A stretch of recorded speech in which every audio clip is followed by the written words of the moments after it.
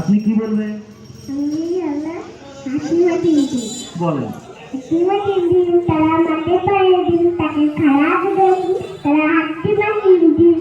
এখন উৎসাহ দেওয়া হচ্ছে, পরে আবৃত্তি হবে পুরোপুরি।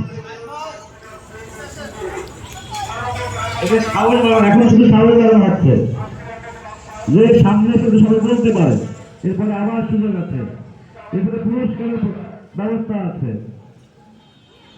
আপনার নাম কি? আপনি কি বলবেন? বলেন।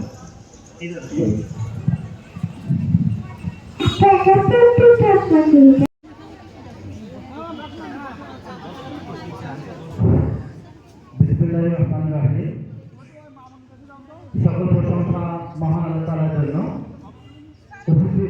আসসালামু আলাইকুম স্যার, ভালো আছেন স্যার? সকালে সকলে এই সুন্দর মনোরম পরিবেশে model international school Dharmatala Kadamtala মোড়ে একটি প্রাণবন্ত অনুষ্ঠানের সূচনা করেছেন। এই শুভকর্মে সবাইকে শুভেচ্ছা এবং অভিনন্দন জানাই মডেল ইন্টারন্যাশনাল স্কুলের পক্ষ থেকে।